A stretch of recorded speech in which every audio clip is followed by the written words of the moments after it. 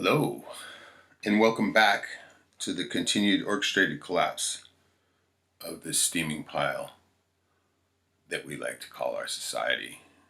This is probably the most important video that I've ever made or ever will make, because some of you may know that I'm going through a battle after my dear mother passed, and this battle is for her real properties, such as the land she owns, not only here in her house, but the land at the lake, is all going through a probate court as per law.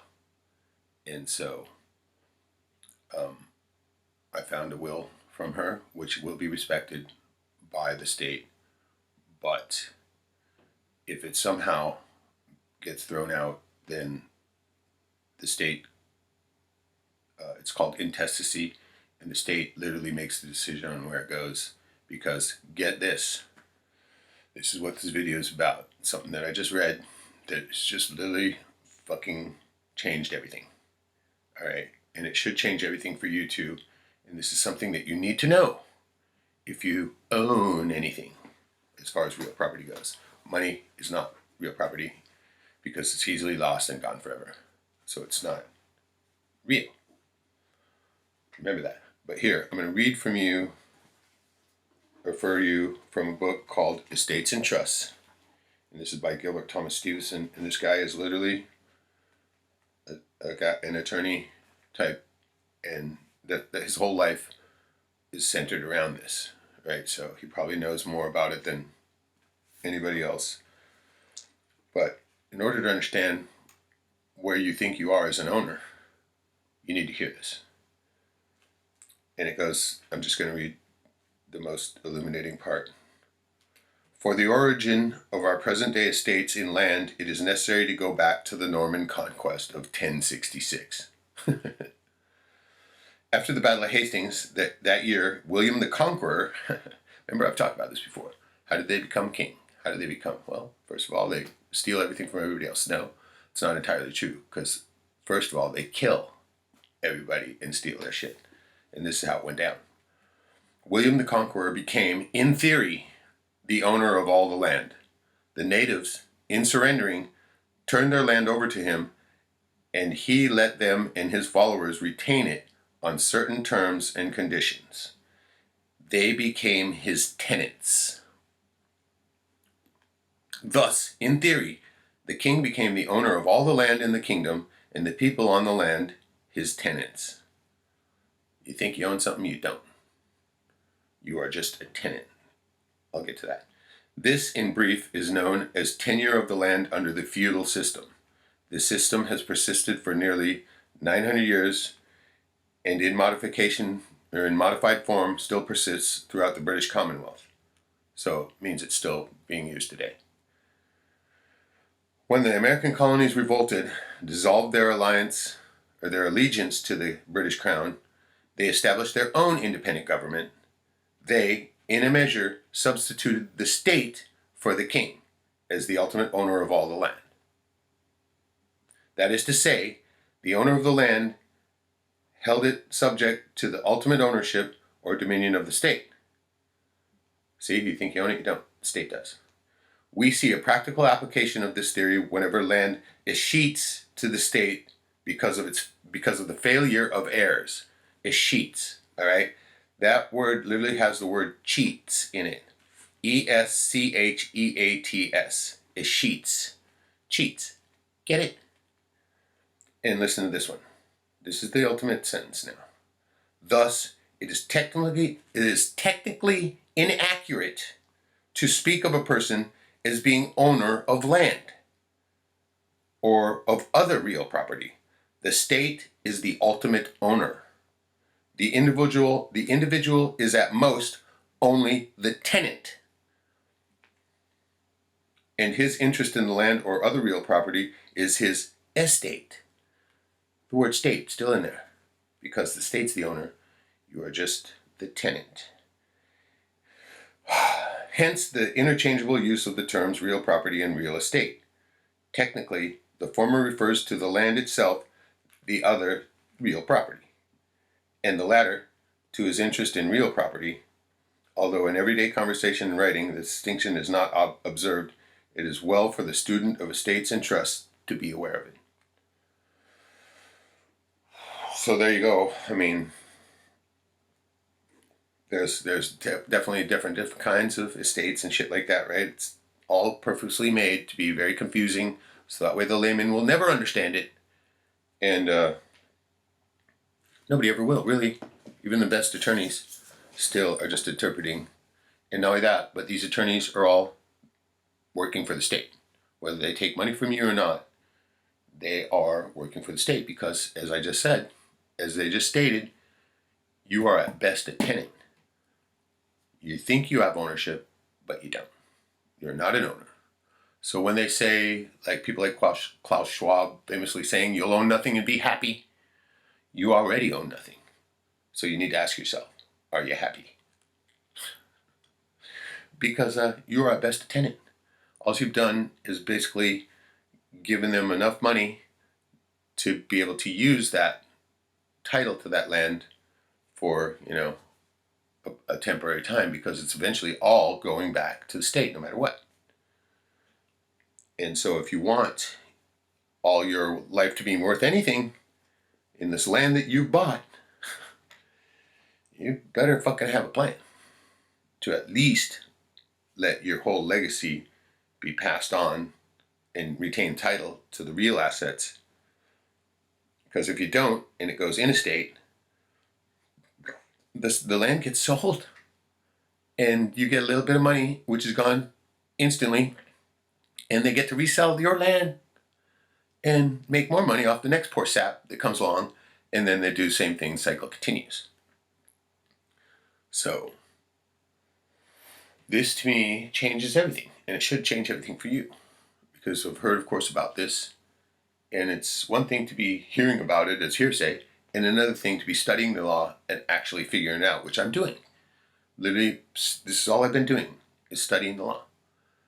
So I can at least make an informed decision now for myself, and I'm pretty sure that the people who are fighting, thinking that they're going to get something, are literally working for the state. So this is why the state, the court isn't really going to care, because they're the owners anyway. They're just trying to settle a squabble between the tenants. Yeah. And the whole thing about it is that I know that the court is so totally backed up. This is why it's taken forever for us to get to even the first hearing. They're so backed up and backlogged that they're at the point now where they just don't have the time to deal with all these tenants. And so this is why they do respect a will, because they can literally just collect a bunch of taxes and let the next person continue to pay them. Right? It's so, in essence, we're all, as I said before, slaves. And everybody's just working for the state, baby. And so there it is in black and white. Sadly, I don't think I can get any of my siblings to understand what's going on and how they're just working for the state right now as they continue to contest my dear mother's will. They're basically working to show her the ultimate disrespect by having all this stuff she worked for her whole life, this little measure of a title of land that she's acquired, is going to be abolished and erased if they get their way. And I'm sure they don't fully understand that either. But I can't tell them, because they already shown me exactly how much respect they have for anything I say. They think I'm just some stupid little fuck, when in actuality I'm probably more well informed. I'm certainly well more informed than any of them. And I was more informed even before I started to study the law. But now that I've been studying it and seeing it all for what it really is, I'm by far well beyond even their comprehension of the situation. And it was even, I didn't even understand this until just a few short weeks ago, when I started to read every statute there is. And then this book right here is putting it all together. So I'm going to be reading this book and setting up my own trust and whatnot because of what I'm going through. nobody should have to go through this shit. Nobody should have to be. I mean, I've been sitting here wondering what the fuck. I don't even have a future, do I? Right? And this is why I backed into a corner. I was forced to study this legalese bullshit that we all have to submit to, right? We've already submitted to. We've already let it happen. And this is why they keep it so secret. Because if everybody knew this shit, you don't think there'd be a revolt. But this is why I'm making this video, because this is the most important thing that I've found out ever. You are tenants at best. The ultimate owner is the state. So you already own nothing. So you got to ask yourself, are you happy? And this is why they can get away with saying statements like that, because they know that they are the owners already.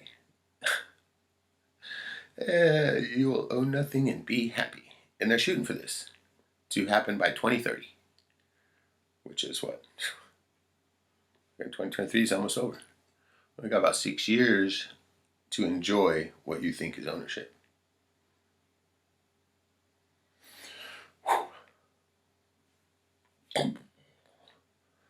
At this moment, anybody who can realize what I'm saying, your mind should literally be exploding right now. So I'll make further videos on this one as I get more further into the legalese and shit. I'm even starting to sound different, aren't I? It's like you can't say anything without saying allegedly in front of it.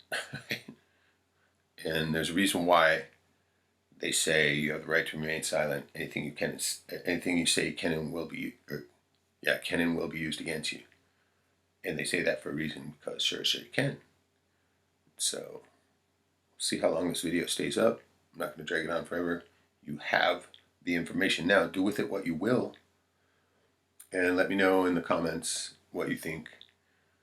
As of now, the motion I made in my own personal case will force the court to recognize my mother's will, which is what they have to do in order to keep their phony bunny legal system going, right? And all they're doing is settling the squabbling amongst the tenants for a moment and continuing to collect all their taxes and whatever, right? So they ultimately don't really care. And this is why they like it when they die without a will. So that way, because everything reverts to the state, and the state makes a decision what's going on then. So remember that, and set up your own thing now. All right, even if you don't have, if you're thinking you're going to have to make a will someday down the line, no, do it today. Write down, because the holographic will stand in most states.